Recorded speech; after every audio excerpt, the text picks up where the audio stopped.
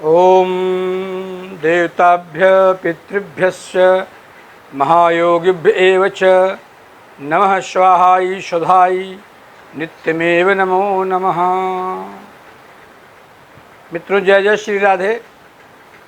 आज हम आप लोगों को श्राद्ध के विषय में बताएंगे। श्राद्ध 16 दिन के लिए होता है। आश्विन कृष्ण पक्ष से लेकर के अमावस्या तक होता है। भाद्रपद की पूर्णिमा को महालया प्रारंभ हो जाता है और आश्विन कृष्ण पक्ष अमावस्या तक वो चलता है। पहले तो मैं आपको यह बता दूं, इस शंका को दूर करना चाहता हूं कि श्राद्ध के लिए कौन सी तिथि को हमें चुनाव करना चाहिए। जिस तिथि में जातक की मृत्यु होती है, जिस तिथि में मृत्यु होती है उसका चुनाव करना चाहिए, दाह का नहीं करना चाहिए। इसलिए मृत्यु को लेना चाहिए। और पूर्णिमा से लेकर अमावस्या के दिन, पूर्णिमा से लेकर अमावस्या तक प्रतिपदा, द्वितीया, तृतीया, चतुर्थी, पंचमी, षष्ठी, सप्तमी, अष्टमी, नवमी, दशमी, एकादशी, द्वादशी, त्रयोदशी, चतुर्दशी, अमावस्या, इन्हीं तिथियों में 16 तिथियों में किसी न किसी तिथि को मृत्यु हो जाती है।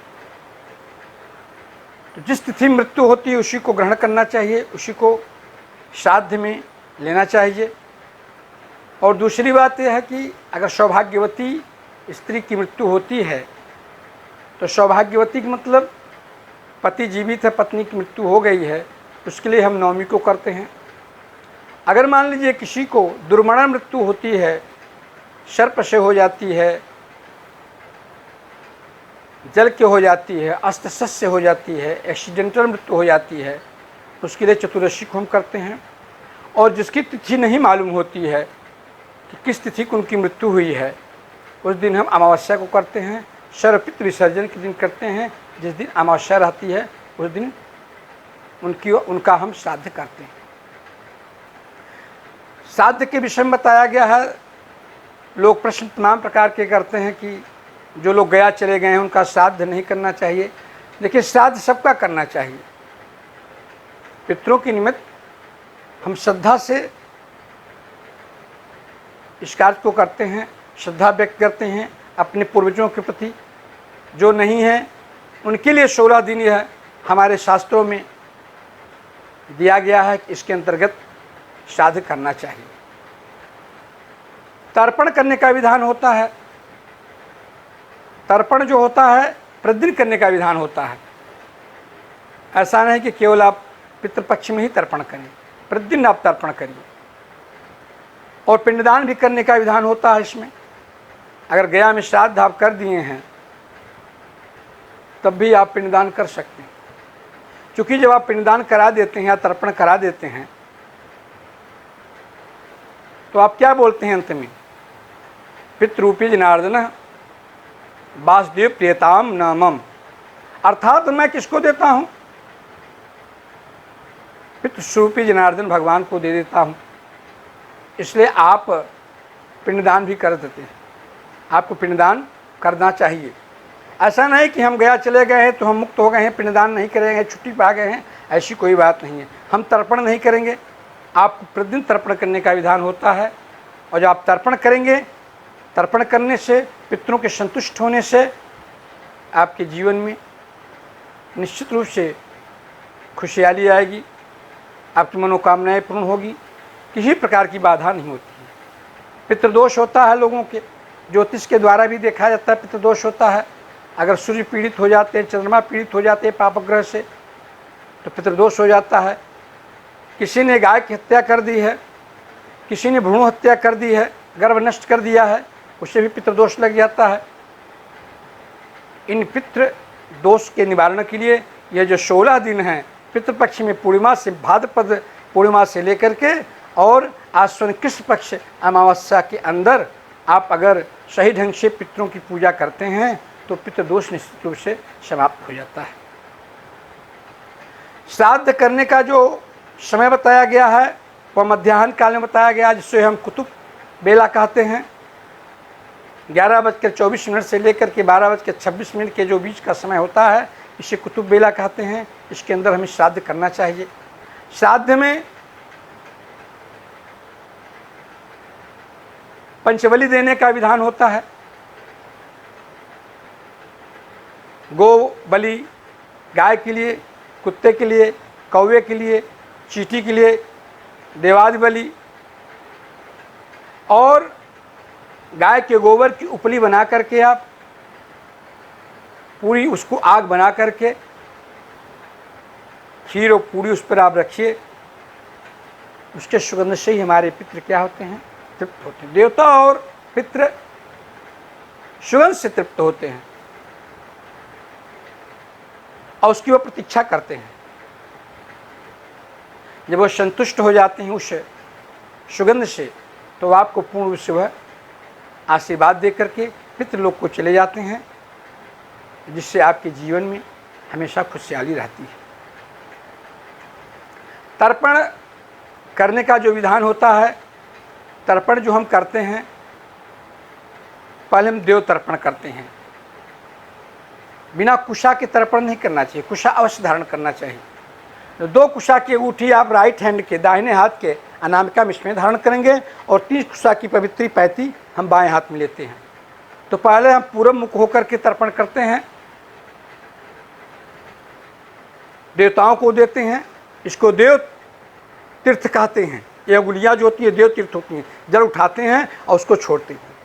तर्पण अगर हम नदी में करते हैं तो अच्छी बात है।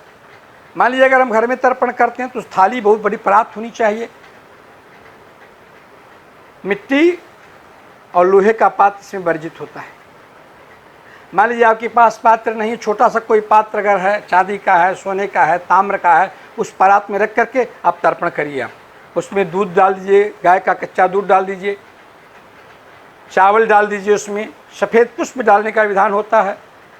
गंगा जल और जल डाल करके आप तर्पण करिए। देवताओं का तर्पण कर दीजिए। देवताओं का तर्पण करने के बाद इसके बाद आप ऋषियों का तर्पण करेंगे। ऋषियों का तर्पण करने के बाद आप उत्तर मुख हो जाएंगे। उत्तर मुख होने के बाद प्रजापति तीर्थ के द्वारा आप दिव्य पुरुषों का तर्पण करेंगे। आप जल उठाएंगे और जल उठाने के बाद इस तरह से छोड़ देंगे उसको आप। ये दिव्य पुरुषों का तर्पण होता है। वहाँ तर्पण करने के बाद आप दक्षिण तरफ घूम जाएंगे। अगर आप जनेऊ धारण करते हैं तो अब सभ्य हो जाएंगे। अब सभ्य का मतलब होता है कि जनेऊ दाहिने कंधे पर आ जाएगा और सभ्य का मतलब होता है जनेऊ बाएं कंधे पर आता है। दक्षिण मुख जब आप हो जाएंगे तो आप अपसभ्य हो जाएंगे और वहाँ हो जाने के बाद आप तर्जनी के मूल भाग से अंगुष्ठ के बीच से आप पहले जम तर्पण करते हैं। आप जल उठाएंगे और यहाँ से जल गिराएंगे, उठाएंगे, ऐसे दक्षिण मुख होकर के आप तर्पण करेंगे। जम तर्पण करने के बाद अपने पितरों को आप तर्पण करेंगे। दक्षिण मुखी अपने पितरों का तर्पण करेंगे। अपने पितरों का तर्पण करने के बाद जो आपके जो नहीं है इस संसार में, तर्पण उनका किया जाता है। जो आपके सगे हैं, संबंधी हैं, जो नहीं हैं इस मृत्युलोक में, भाई हैं, बंधु हैं, मित्र हैं, गुरु हैं, शिष्य हैं, माता पक्ष के हैं, नाना हैं, नाना के पिताजी हैं, उनके पिताजी हैं, नानी हैं, नानी की सास हैं, उनकी सास हैं, इन सब का तर्पण किया जाता है। इस प्रकार से तर्पण करने से हमारे पितृ जो होते हैं वो संतुष्ट होते हैं और संतुष्ट होकर के आशीर्वाद देते हैं। आशीर्वाद देते हुए चले जाते हैं। अगर हम तर्पण नहीं करते हैं, पितृ हमारे दरवाजे पर आ जाते हैं, वायु रूप में आ जाते हैं, वो सूर्यास्त नहीं होता उसके पूर्व तक प्रतीक्षा करते हैं। अगर जब तक आप नहीं तर्पण करते हैं, सूर्यास्त होने के बाद वह पितृलोक को चले जाते हैं। वो आपको आशीर्वाद नहीं देते हैं, वो दुखी रहते हैं। हमारी जो संतान है हमारे लिए क्या कर रही है?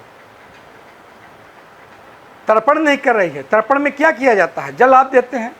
तो जो आप दक्षिण तरफ तर्पण पितरों का आप करते हैं उसमें आप काले तिल का प्रयोग करेंगे। सफ़ेद तिल का प्रयोग कभी नहीं कर सकते हैं, काले तिल का प्रयोग करेंगे। और कुशा का प्रयोग करना परम आवश्यक होता है। बिना कुशा के तर्पण मान्य नहीं होता है, इसलिए कुशा के साथ ही आप तर्पण करेंगे। मान लीजिए आपको ब्राह्मण नहीं मिल रहे हैं, पंडित जी नहीं मिले हैं तर्पण करने के लिए, आप स्वयं पूर्व मुख बैठ जाइए और जल में गंगा जल में जल, दूध, चावल, सफ़ेद पुष्प डालकर पूर्व मुख तर्पण करिए। इसके बाद आप उत्तर मुख हो जाएंगे। उत्तर मुख होकर के अगर आप अंगोछा लिए तो अंगोछे को इस तरह रखेंगे, जनेऊ हो तो कंठी बना लें, माला की तरह पहन करके जल को उठाएंगे, छोड़ देंगे। आप वहाँ जौ डालेंगे उत्तर मुख, और जब दक्षिण मुख आप तर्पण करेंगे उसमें आप काला तिल डाल करके तर्पण करेंगे। इस प्रकार से हमारे पितृगण जो होते हैं वो संतुष्ट हो जाते हैं। आप जब तर्पण करते हैं, जब आप पूजा करते हैं, अपने पितरों का छाया चित्र सामने रख करके उनको तिलक आप लगाइए। तिलक आप लाल चंदन का तिलक वर्जित होता, नहीं लगाना चाहिए। आप सफ़ेद चंदन का तिलक लगाइए, सफ़ेद माला पहनाइए उनको, और श्रद्धा के साथ उनकी पूजा करिए, उनसे प्रार्थना करिए जो कुछ भी मैं आपको समर्पित कर रहा हूँ इसको आप स्वीकार करिए, और स्वीकार करने के बाद आप हम लोगों को आशीर्वाद दीजिए। तो तर्पण करने के बाद इसके बाद आता है नंबर ब्राह्मण भोजन का। जो भी उनको पसंद, हमारे पितरों को भोजन पसंद होता है, सुंदर पकवान बना करके बड़े आदर और प्रेम के साथ, सम्मान के साथ ब्राह्मण को बैठा करके उनको भोजन कराना चाहिए। भोजन करा करके उनके चरण स्पर्श करना करिए।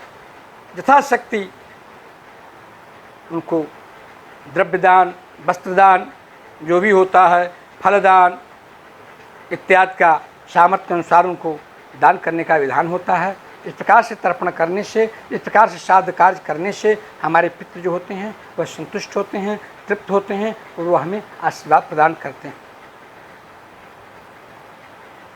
तो जिस दिन आप श्राद्ध कार्य करते हैं उस दिन आपको थोड़ा पहले उठना चाहिए, और पहले उठने के बाद अच्छी तरह से स्नान, ध्यान, नित्य कर्म करके अपने रसोई को अच्छी तरह से साफ करके, क्रोध का त्याग कर, काम का त्याग कर, मोह का त्याग कर, खर विकारों का त्याग करके इन कार्यों को करना चाहिए।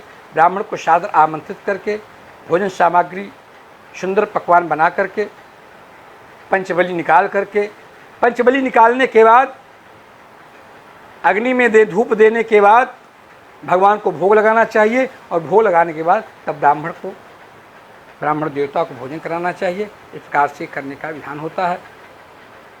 और इन्हीं के साथ मैं वाणी को विराम देता हूँ। जो भी बातें आपके समझ में नहीं आती हैं आप निस्संदेह कमेंट में हमसे पूछ सकते हैं, और उसका निश्चित रूप से आपको उत्तर दिया जाएगा। क्योंकि सनातन धर्म के अंतर्गत जो विधान बताए गए हैं ये बहुत ही सुंदर विधान बताए गए हैं। जो हमारे पितृ, आप कोई भी कार्य करते हैं तो पहले पितरों की पूजा करनी चाहिए। आप विवाह करते हैं तो उसमें नांदी श्राद्ध करते हैं। आप यज्ञादि कार्य करते हैं उसमें पहले पितरों की पूजा करते हैं, नांदी श्राद्ध आदि करते हैं। आप अगर अपने घर में विवाह आदि मंगल कार्य करते हैं, भले ही नांदी श्राद्ध नहीं कराते हैं, इन पितरों का वस्त्र पहले ही निकाल देते हैं, वो नांदी श्राद्ध स्वरूप हो जाता है। ब्राह्मण आपके यहाँ भोजन कर रहे हैं, अगर आप भोजन नहीं कर रहे तो उनको आमान्य भी दे सकते हैं, उससे भी आपके पितृ संतुष्ट हो जाएंगे। आमान्य माने कच्चा अन्न दे सकते हैं, जिसको सीधा खाते हैं। इस प्रकार से कार्य करने से आपके पितृ भी संतुष्ट रहेंगे और अच्छा फल देंगे। ओम विष्णवे नमः, विष्णवे नमः, विष्णवे नमः।